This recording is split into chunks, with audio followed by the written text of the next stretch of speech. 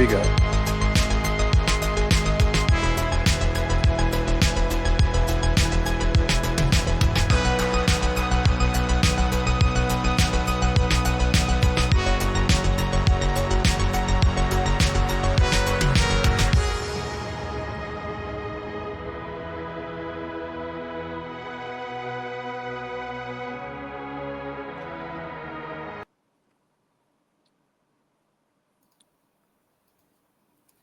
Hello, everyone. Good afternoon, and welcome to our second episode of Experience Matters.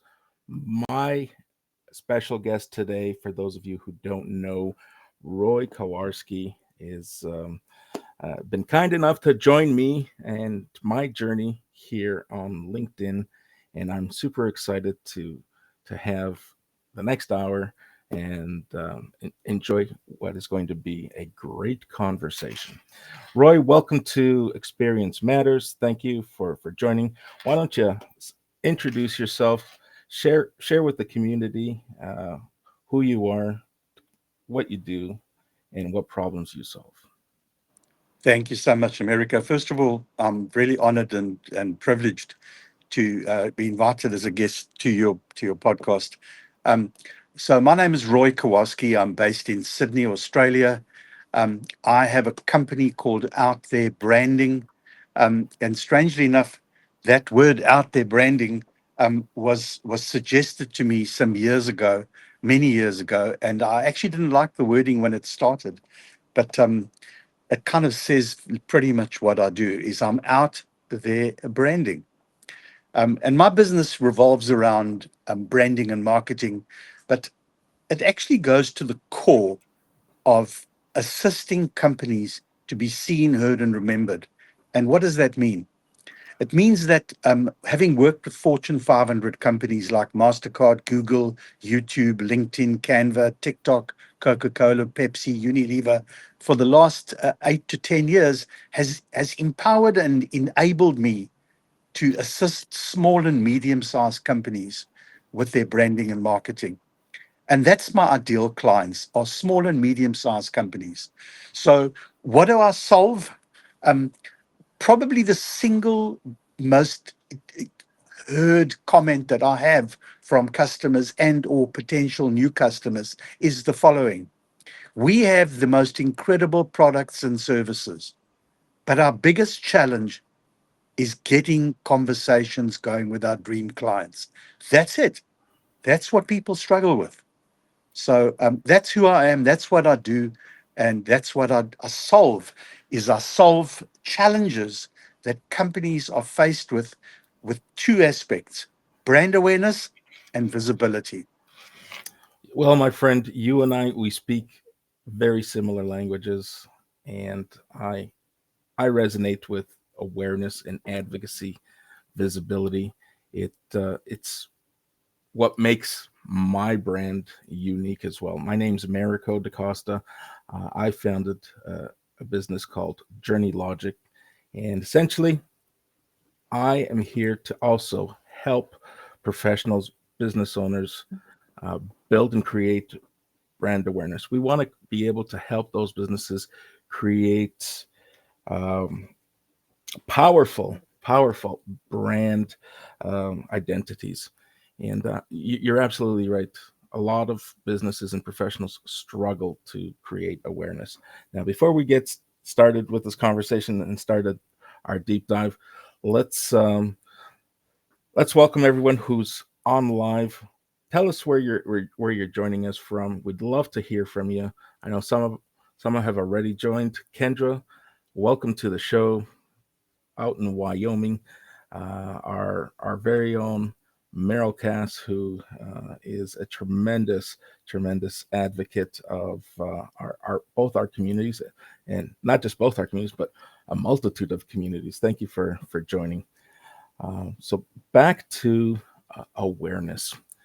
Uh, it is just it befuddles me as to how, in many cases, organizations who with there's no right or wrong, but make the decision to define a customer experience by compartmentalizing it. Some organizations value or put a lot of weight on customer experience during the sales cycle. And you do everything you need to do to excite that customer and delight that customer to make them part of our organization. Where the two of us, when I speak awareness and when I think awareness going further back and outside the the confines of customer experience and its framework. How often is it that we want to or need to buy something? Where's the first place that we go to? We go online. Over 80% of all purchasing decisions start with an online search of some sort, right? And I really feel the importance of spending time and creating awareness in that space that is outside the the box that is known as the that business. Customers will gravitate, check reviews, they will check product information, and that's where I spend my time in that particular space. You, however, and I'll let you dive into it. You're in the product promotional industry, which is equally important because I remember when I was in corporate in the corporate space, everyone loved swag, whether it was customers, whether it was employees.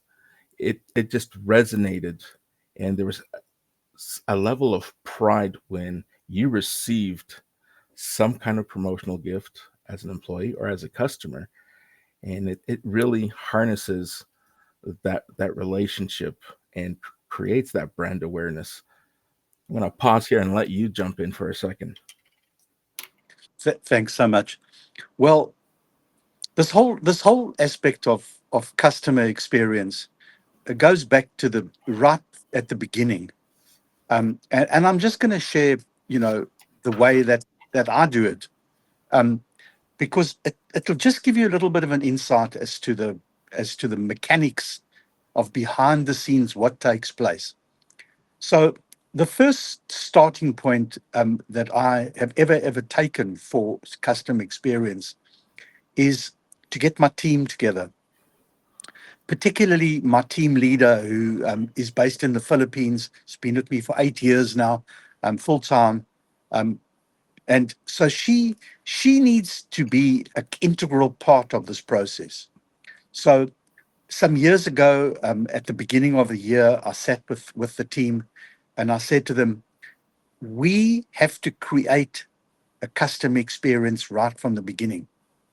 And that experience has got to be the best experience possible.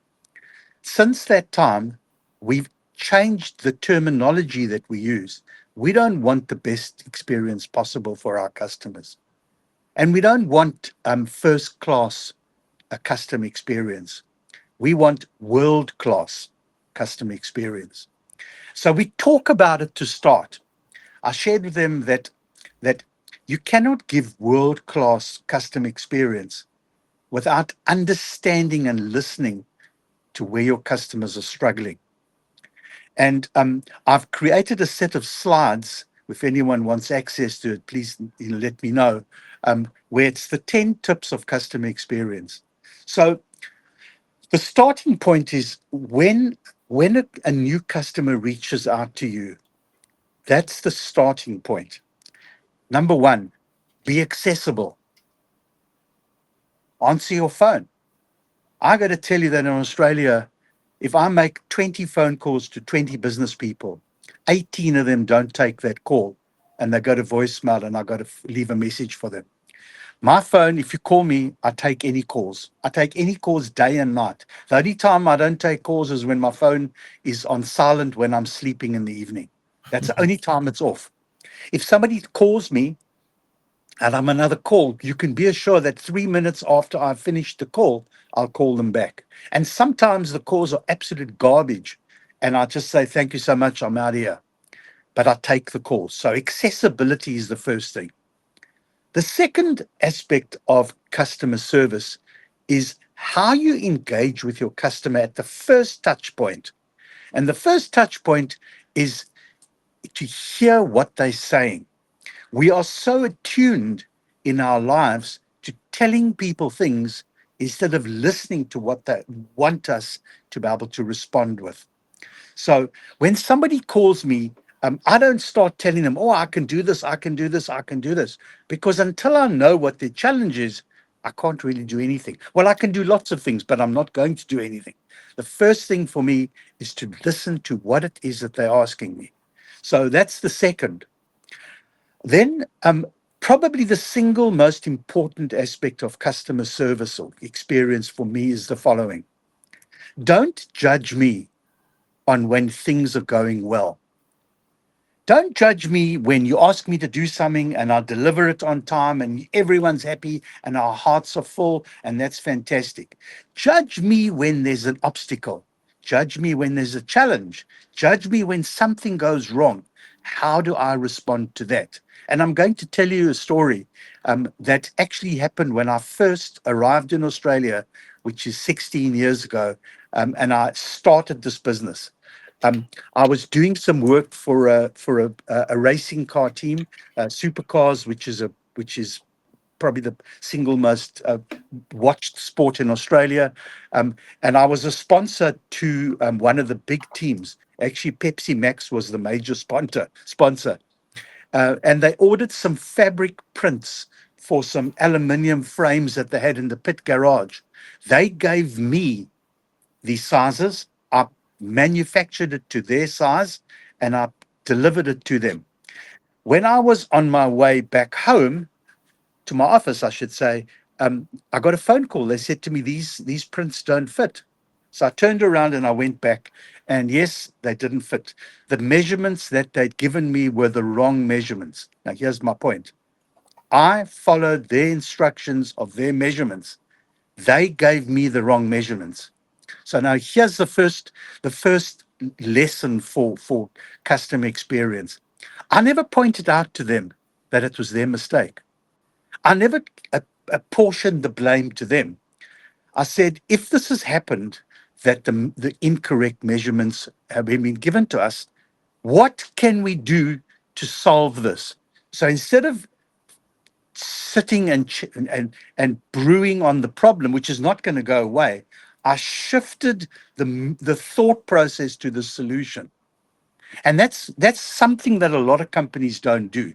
They'll rather dwell on the problem and discuss it, go and turn it over back and forth and inside out. But guess what? The problem's not going to go away That's right. until you start focusing on the solution. So I said to them, don't worry, I'll make a plan. I took it away. I had no idea what I was going to do, how I was going to solve it. I went to a seamstress company that I did some little bit of work with, and I told them my problem, and they said, "Look, we can do this for you next week." I said, "No, you don't understand. They want this in 2 days' time." They said, "Look, we got no capacity." So the owner of the business, I told her my story. I told her what had happened. I said, if I can turn this around and I can resolve this, I will buy goodwill that is not possible. And I'm starting out my business. I'm begging you. I'll get on my hands and knees and pray. If you can please help me, that's all I'm asking. My voice must have pierced her heart, because she said to me, I'm going to help you.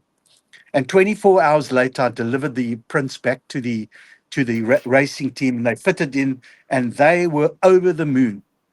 They were absolutely over me because I averted a problem that was their problem.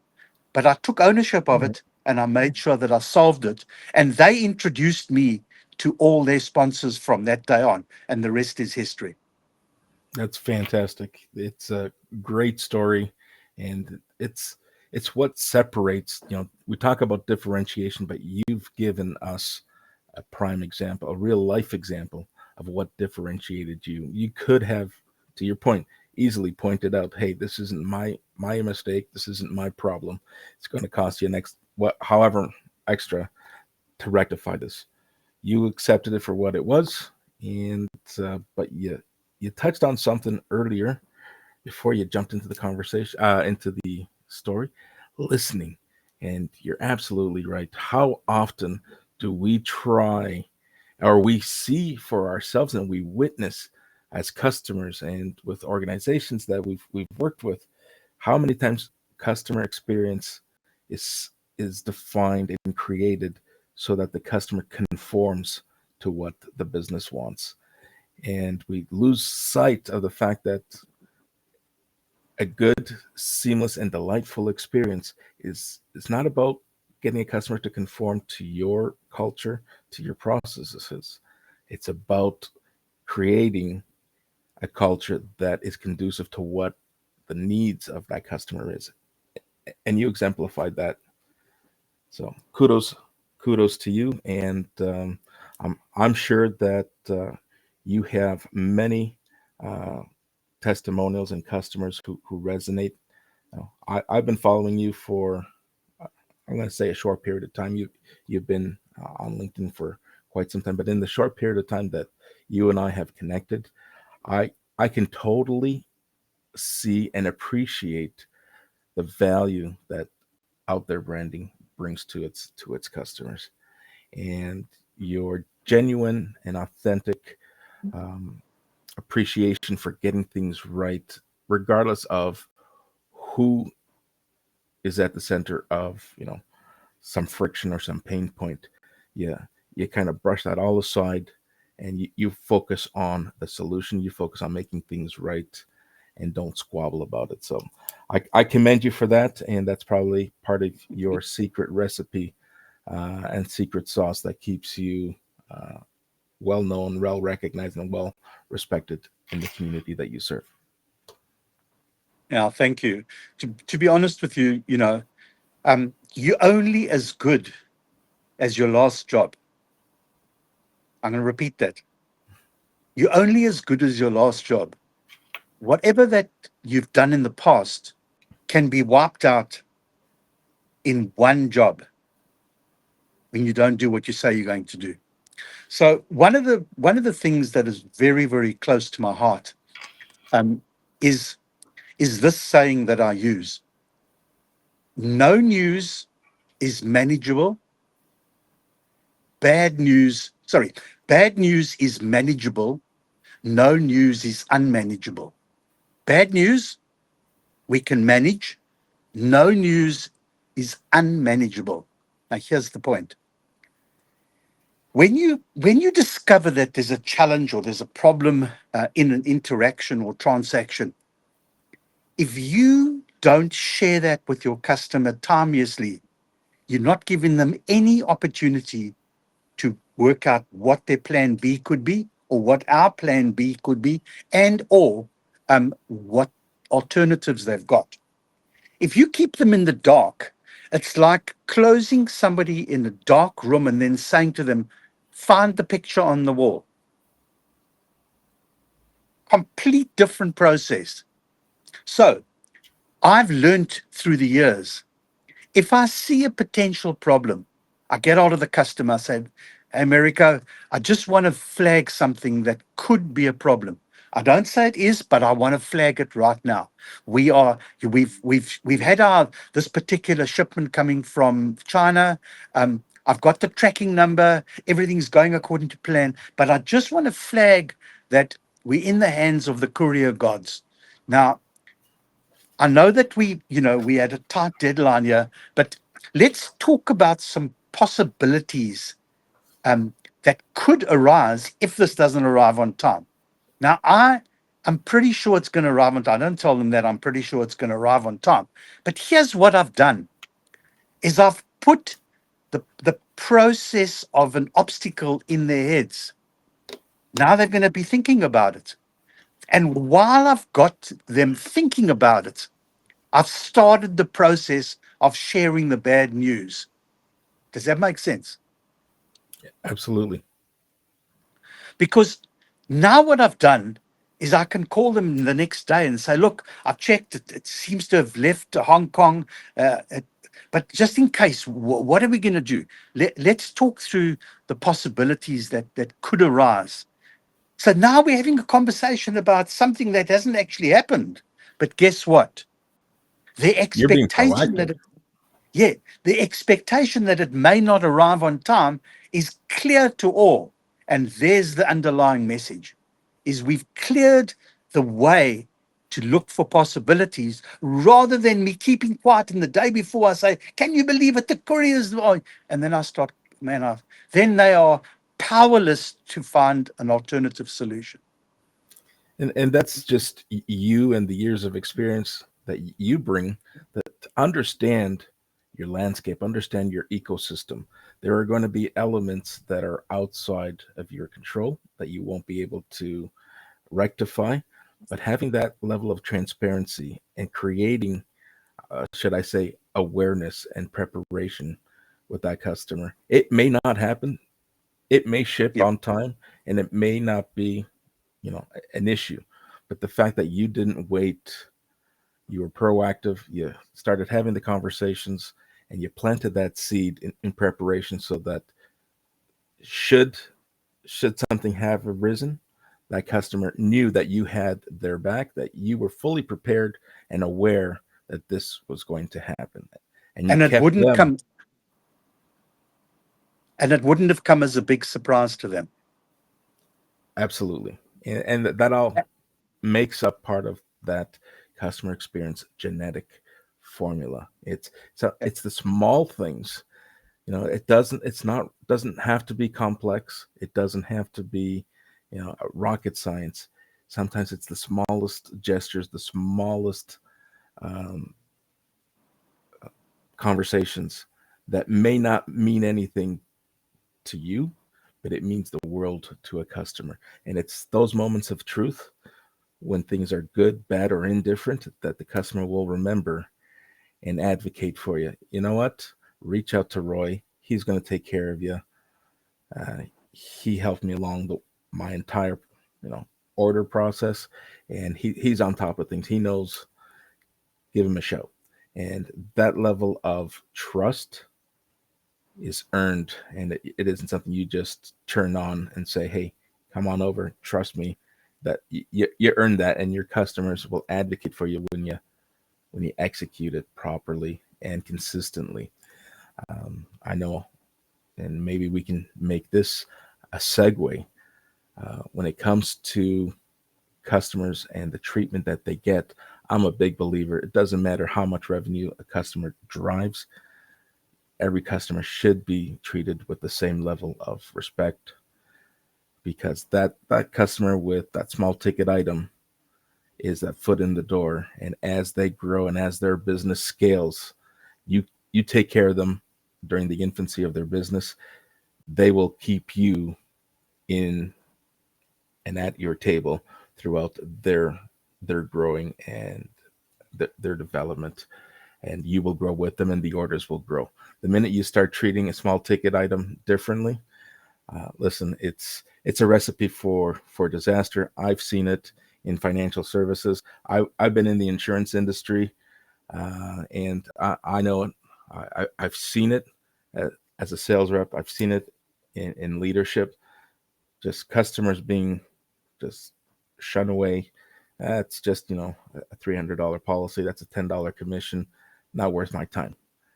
And it's that customer that you fail to realize has a growing family with just an abundance and an endless relationship that you can build, and you squander it. And it's something I fight for and help businesses realize. Hey, let's create a culture where no two customers get treated differently because of the money that they're exchanging for our services. Absolutely. And just going one step back from this aspect of delivering bad news or no news, the first the first step in that direction is to under promise and over deliver.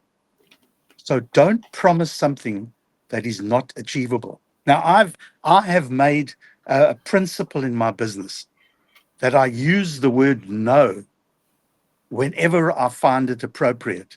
And that means when a customer says to me, I've got this particular job that needs to get done, my deadline is this, can you meet it? If you don't say no at that point, you are creating an unrealistic expectation. Because by saying that you can do it, what you're doing is you're promising something that is probably not going to happen. You do more damage to your business when you promise something that's not achievable than by saying no. So what I would rather do is I would rather say this, and I guess some of the terminologies that I would use is what you're doing is you're giving me an unrealistic deadline.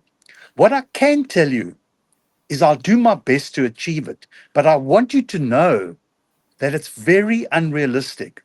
Everything has to align to be able to achieve this deadline. If one thing goes wrong in the process, I'm not going to be able to achieve the deadline. So if that's suitable to you, we can work together.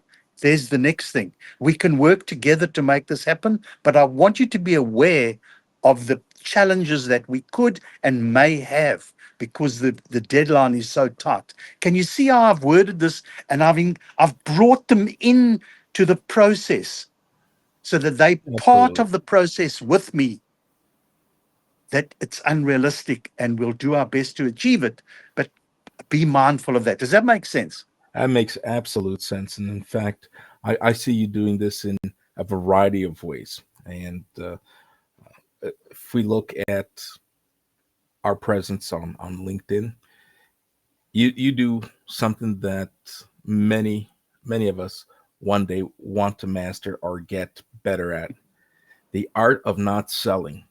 You are on multiple live streams, you are active, and you are educating and teaching your community and just bringing value. And at no point do you say, hey, look at these promotional products, hey, look at out there branding.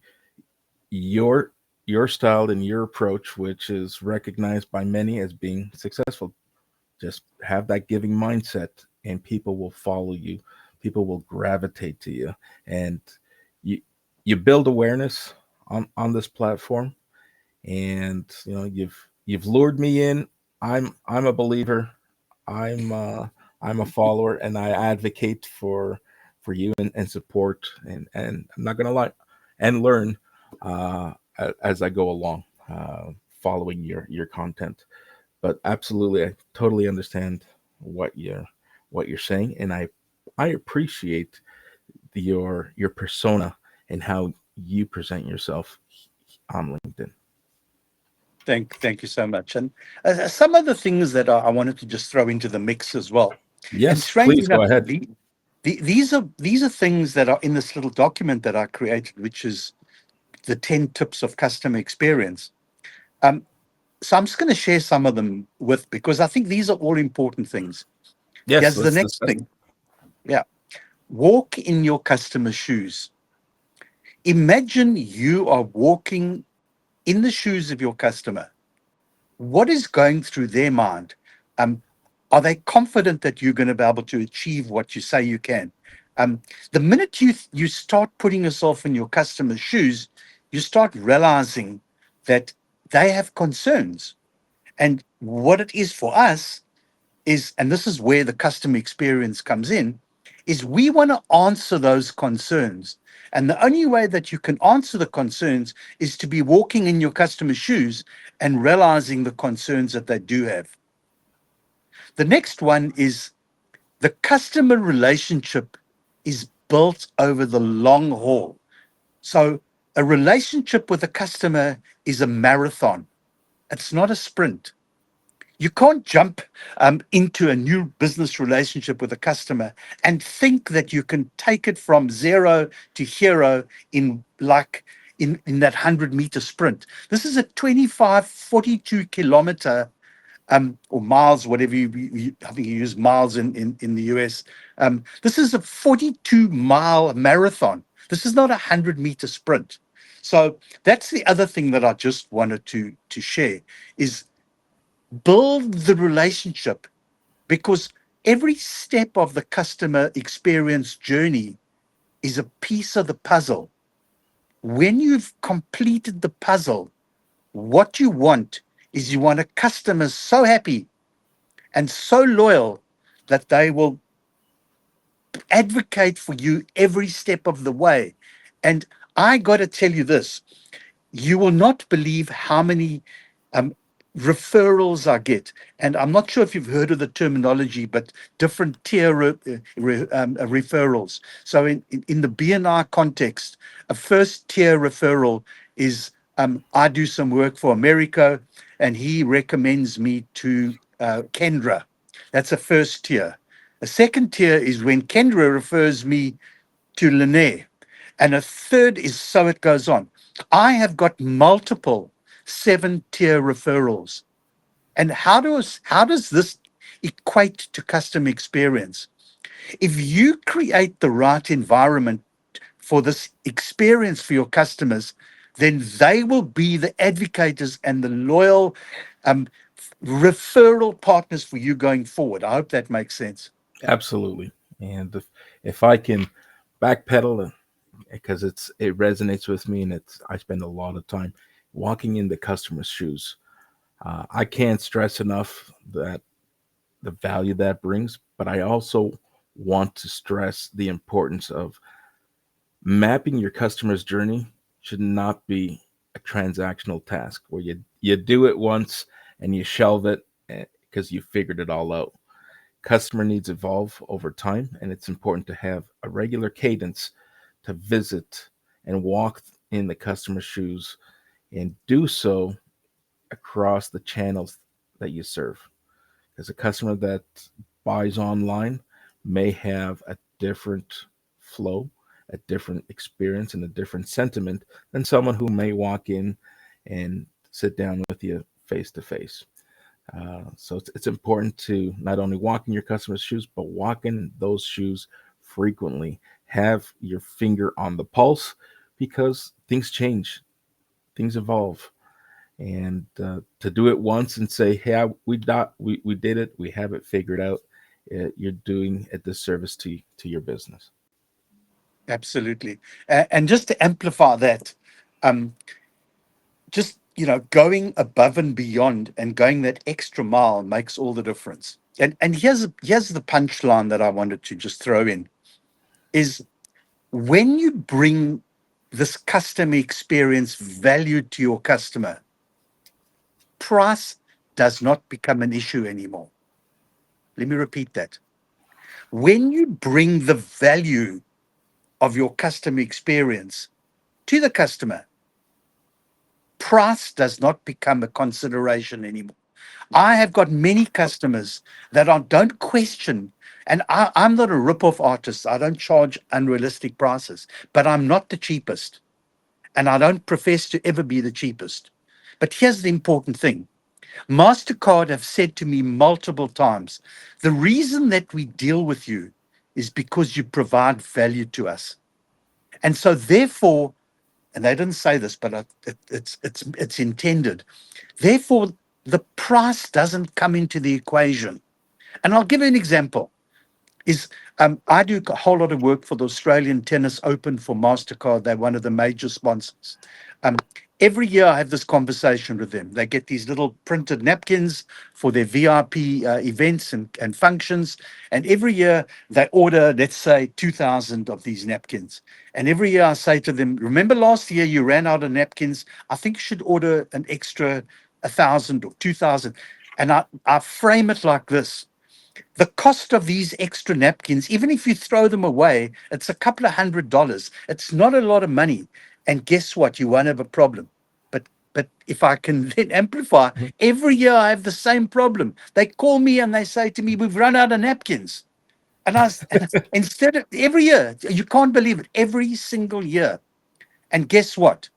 I say to them, I'm sure I can help you, but you have to understand that there's going to be a rush surcharge. And every year they say, no, don't worry about that. No problem at all. But guess what? They don't take the lesson from last year and they don't listen to what I'm saying when ordering the napkins. Get some extra. We have the same problem every single year. So there's the point that I'm making is that you've got to manage expectations all the way through. But the point that I was making is value and price do not align. In other words, if you're bringing value, your customer doesn't look at the price and say, this is too expensive, or you're ripping me off. Well, first of all, I don't have, ridiculously high prices. But what I do have is I don't have the cheapest price. I have a mid-range price that is acceptable, but I'm I ensure that I back it up with bringing a value to the customer. Yeah. And listen, a lot of people put all their effort and energy into price, and it varies by industry. I know that the industry that I spent my career in, big on price. But the minute you position yourself as a price only, you're a one trick pony. And if you don't have the price that that customer is looking for, you've lost that sale, you've lost that relationship, and you've lost that trust with that customer. It's I'm gonna wholeheartedly agree. Building value, having multiple options. I too, and you shared with me not too long ago, tiering your my services and having choices for customers. Those who want, who are focused on price, they can choose a lower value service. Those who want a balance can choose like a second tier. And those who are just focused on, let's get this done, let's get it done right. Let's not focus on price. So being able to tailor your offering is key. I had a phrase that kind of was shared with me over the years for people who focus on price. Customers have reached out, and how often have you heard, I just want an apples to apples comparison. I'm shopping around, I'm up for renewal, or I'm shopping for a particular new product. Uh, just give me an apples to apples comparison. It's like, well, you never want to be just another apple. You want to be the orange in a bucket of apples. You want to be able to differentiate yourself and set yourself apart. Because if you're just another apple, 3, 4, 5, 6 months down the road, that customer is going to look for another apple because you may have done or said something that just didn't resonate with that customer. So I'll always aim to be an orange in a bushel of apples. Absolutely. That's a great analogy. I want to just amplify that particular aspect of this aspect of price. So the creative agency that has Google and YouTube in their stable, and I do a lot of work for them. The agency manager I have a very good relationship with. And when I submit prices for particular products, there have been occasions where he's come to me and he said to me, what you're offering, the pricing you've given us, is out of our budget. What he'll say to me then is there a way that you can help us to stay within the budget for this, and we'll make it up another time? And immediately I'm happy to meet their budgetary point because of the relationship. And then there'll be other times, and this is all experience that I'm sharing, because this is not something that just happens as a one-off. There are other times where he'll call me and say, "Look, we need this particular, but our budget is a little bit bigger this time, so you don't have to worry about price points. You can make a little bit of an extra margin over here to make up for when you helped me last time." And that's what customer experience is all about. It's it's building the trust with your customer so that they trust you enough to know that you're not ripping them off, but at the same time everyone is entitled to make a profit. Now here's a lesson that I learned many years ago, and that is, I was once asked, can I drop my price, and can I meet this ridiculous price point? This was many years ago, and this is what I said to my customer. I said, "Are you happy with the way I interact with you and transact with you?" They said yes.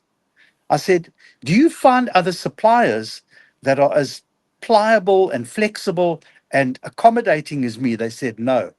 I said, "If I drop my price to an unrealistic amount, I won't be in business tomorrow. And then you'll have to find another supplier." Now, I hope this point is seen in the light in which I'm saying.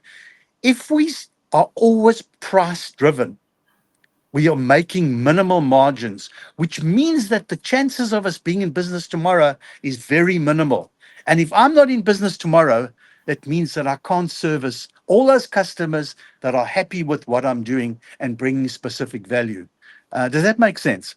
Absolutely. And I want to try something. I mentioned this to you before we went live. Uh, you've given some great insights. You've given us some great examples. But I came across and I watched a video that you have on your website. I want to play it for our audience because these are your customers who participated in, in the creation of this video. And I want our communities to, if they haven't already watched it, to take a moment. Let's hear what your customers have to say and what you have to say as well. I'm going to try to load this up and see if we can get it working.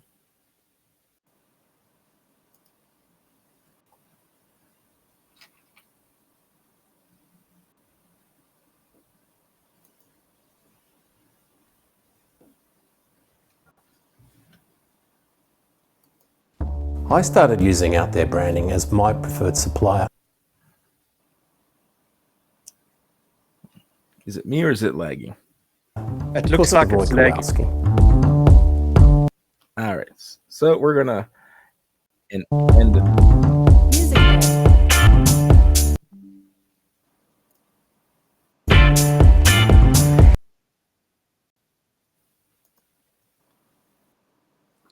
All right.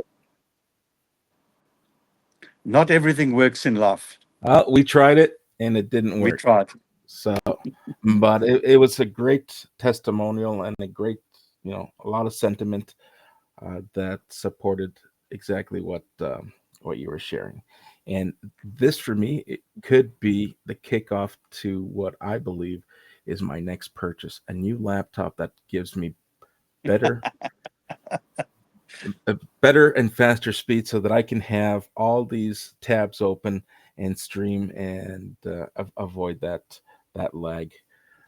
So that You know what they say, America, is that we can preach as much as we like to the converted about how good we are, but we just need one person other than ourselves to tell others what value we bring, and that in itself creates the loyalty.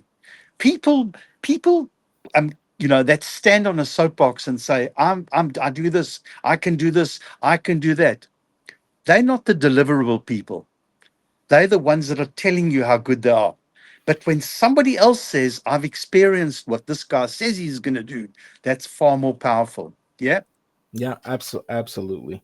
And I have an example of my own that happened earlier this week. I was speaking to someone who had reached out and booked a session with me, and very, ever so often they share their experiences with who they're working with or supplier that they have, and never once have I ever put myself in a position where I am going to talk down a competitor or a different service, because that just tarnishes my my brand, and it tarnishes the perception that people have. Um, I took the opportunity to give some free advice that didn't cost me anything other than time. But this particular person who's under contract has already made it a point to say, you know what, you've done something for me. You've provided something. It's pro bono, but it won't be forgotten. I know that when I come up for renewal, when I come up for um, repurchasing my services, you're going to be the first person I called, or I'm going to call, because you're sharing value that you don't necessarily need to, because I'm not a customer of yours. But if you start planting those seeds, and kind of goes back to a giving mindset, sometimes a little bit of philanthropy will come back with positive karma. And that too makes part of that customer experience. It's really about building building trust, regardless of who people are and where they find themselves in the buying cycle, or where they find themselves in your funnel. It it goes far, and I enjoy doing it. I've already been told, it's like, dude, you're giving away too much free information. But if I were to pay for marketing services, I'm paying through, I could ultimately pay through the nose just to get what I'm giving away in conversations. I prefer to have that one-on-one and that heart-to-heart conversation than put and invest exclusively into marketing and not know that my conversation and my message is resonating. Absolutely. I just want to get one thing, and I want to show you a particular thing. Give me 1 second. Absolutely. And for those who are still live with us, thank you for sticking around. If you want to join the conversation, I've dropped the link in the chat. You're more than welcome to join us up on stage. Look forward to sharing and having you add value to the conversation. So once again, the link for anyone who wants to join us has been dropped in the comments. Feel free and join me backstage, and I'll bring you up. So I wanted to just to show you and those that are listening a little a little aspect that I do when a new customer comes on board. So when I get a new customer that orders something from me and I send the order out to them, here's what goes with. It's a card with my corporate colors that says thank you for the business, and I write a personal note on the back. But here's what I send with it. It's a little champagne bottle with jelly beans inside it. Number one, it's a little celebratory bottle. Number two, it's got the jelly beans are the colors of my corporate logo, which is red, black, and white. And my logo is positioned on the top, but there's a little message on it. This is a start, don't forget, this first order. And the message says, here's to the start of a sweet relationship. What And a play on emphasis, words. That's yeah. fantastic. And sweet relationship is here's the sweets, Yeah. here's the lollies inside here, or the candy as you call it.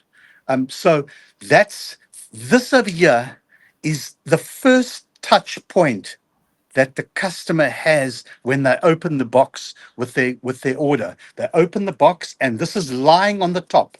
Personal note and the little celebratory champagne bottle of jelly beans. Excellent. I like that. It's got your colors, it's got your messaging, and it's got that emotional connection that many of us seek to make in our customers' relationships. That emotional connection is hard to come by, and here you are right off the gate. Yeah, you have your order placed, and the first thing that customer is going to see is you taking the time aside to personalize a message, welcoming them to what is going to be a long-lasting relationship. Um, I, I wish more people and more businesses did that. Um, even emails. If you don't have a hearty budget, how hard is it to thank a customer by email even? Yes, it's time. It may be time consuming, but it just brings an extraordinary amount of value. So kudos to you. I like the jelly beans. Um, it's a nice touch, and the message is it's fitting. Yeah. There's another saying that I use on a regular basis, and you alluded to it a little bit earlier on in this conversation, and that is exceed, surprise, and delight. Exceed your customers' expectations. Surprise them with what their expectation is, and delight them with the results that you produce for them. Exceed, surprise, and delight. So Meryl's asking you in terms of surprise and delight. Meryl's asking, Can you please take a moment to share your trademark funky socks? Sure, I can. Of course, I can.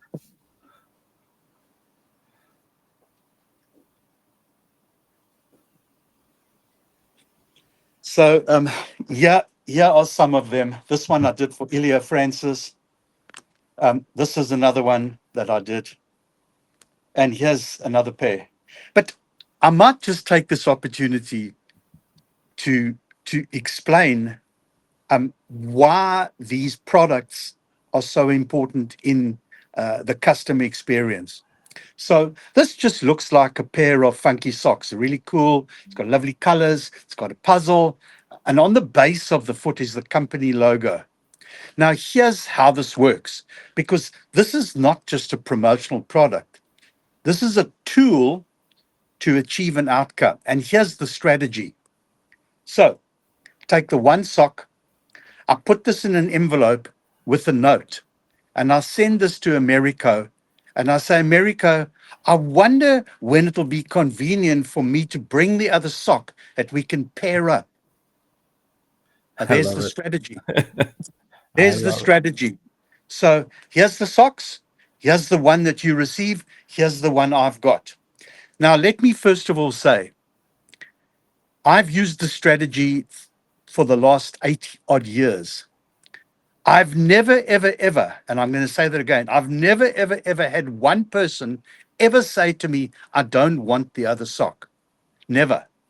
And here's what happens. Now I turn up at Americo's office and I've got the one sock and he's got the other sock. And I'm waving the sock like this at America. And I'll say, oh, so good to meet you, America. I've got the other sock for you. Guess what? America's resistance to a conversation is at its lowest level. I don't have to break the ice. I don't have to make any small talk. Here's the small talk, delivering the other sock. So there's my message, is that's what targeted products are, aligned with a strategy. I've given you a practical example. That is fantastic. I know you. I had seen the socks in the other live shows. I did not know the story behind the socks, but I love the story. I love that. That is awesome. Kendra's. I think she's making a reference to the jelly beans. She's going to get orange and maybe even lemon because it matches her brand colors. Absolutely. That's the whole secret to is that this over here is aligned with brand. Yeah, I mean, and also, I mean, it's the three colors of my brand. So if your brand is two other colors of, lemon and blue as an example, then do that. Yeah. that is great. This has been a great conversation. I know we're at the top of the hour, and it, I can't thank you enough for spending the hour with me and discussing um, customer experience and discussing valuable stories and examples that not only resonate with our audience, but understanding that this is dynamic. It isn't, we understand it's not a one size fits all because there's different industries and different businesses. But when it comes to treating the customer with respect, when it comes to treating the customer with um, an outstanding service experience, that anyone can do. And, doing things right because it's the right thing to do will get anyone in any business across any vertical further ahead. And I think that is fantastic. So thank you once again. Absolute pleasure. Looking at Merrill says, hey, let's have a toast to Roy's champagne bottle of jelly beans. Yeah. Let's- I suppose probably the single most important, last message that I can leave, even though you haven't asked me, is this: is consider the value that exceptional customer service brings to our business and our world, and that will evoke an emotion that will enable you to be able to give this kind of next level customer experience.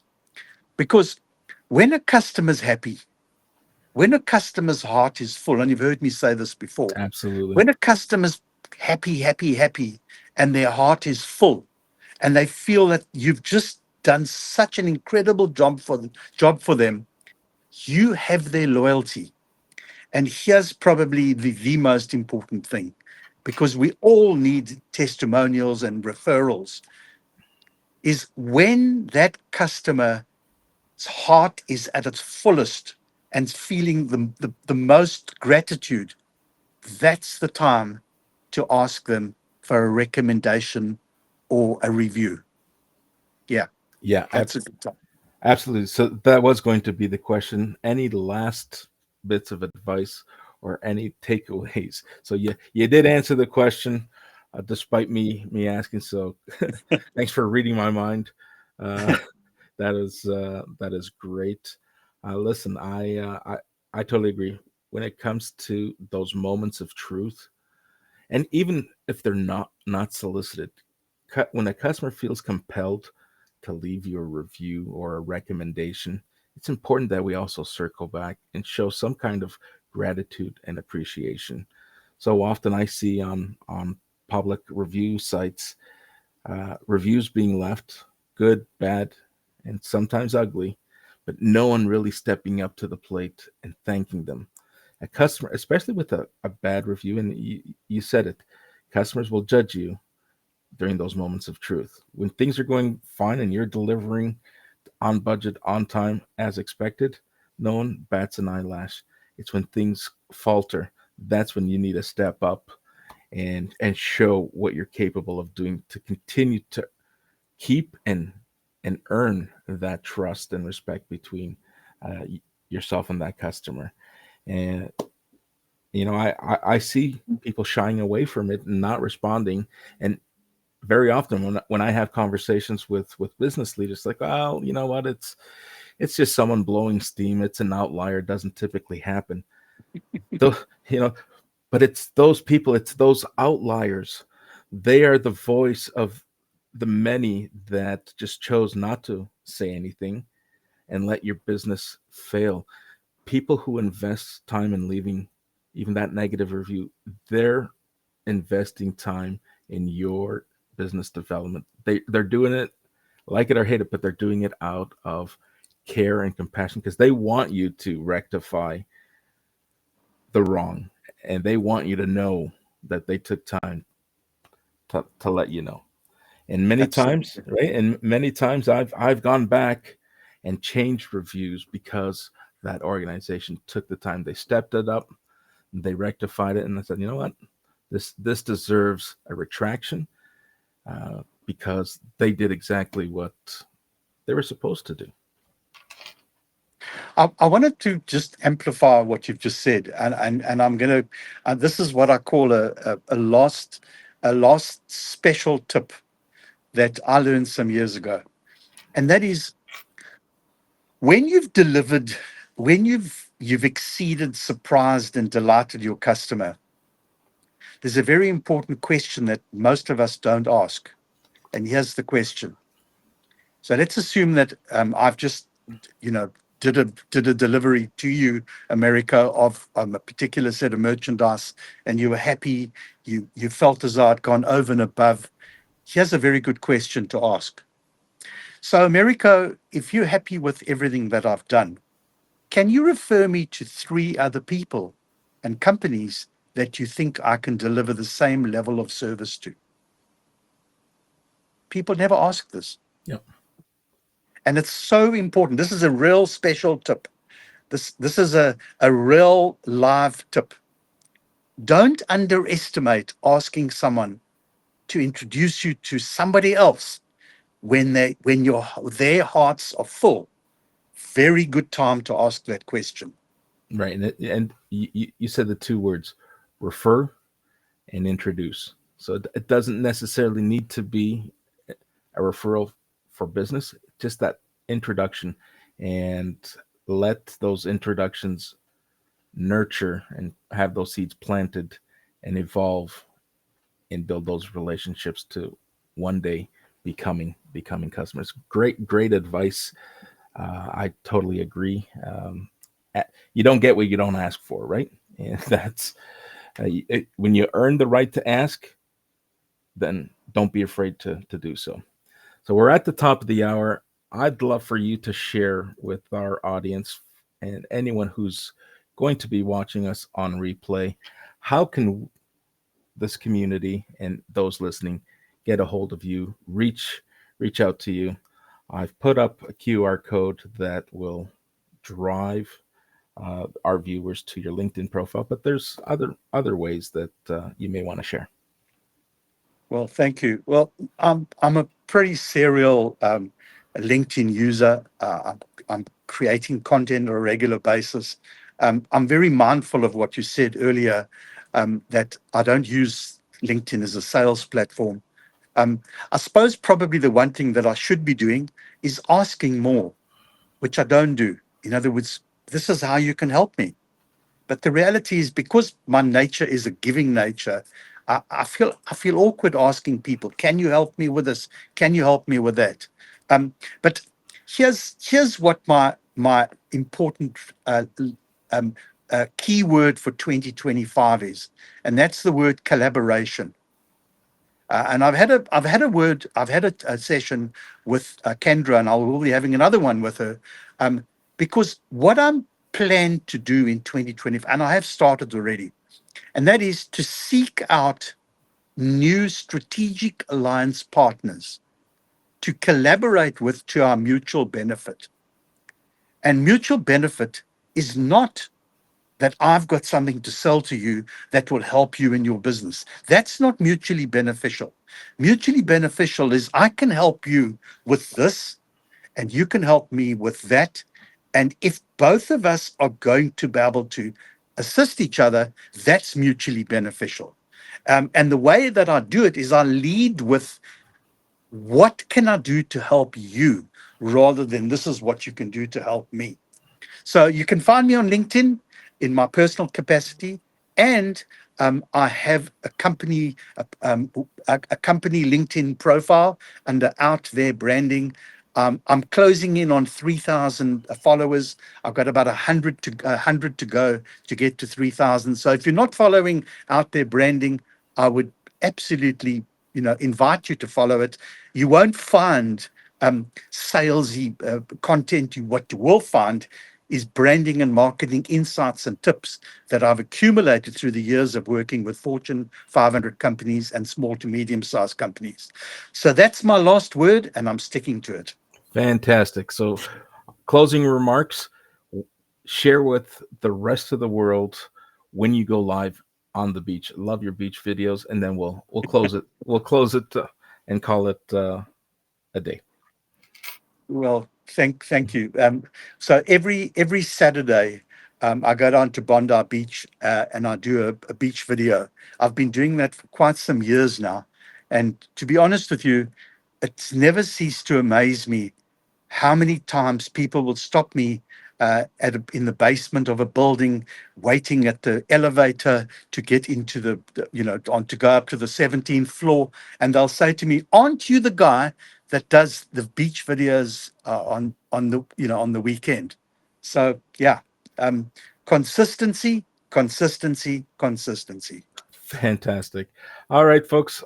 In respect of everyone's time, we are just past the hour. I'm gonna shut things down and close the room, and thank my friend Roy for sharing and spending the last hour discussing what is near and dear to me, and that's the customer experience and improving the customer journey. So thank you everyone who joined us live, those who are re-listening or listening to the replay. Thanks for stopping in as well. And for now, goodbye and until next time.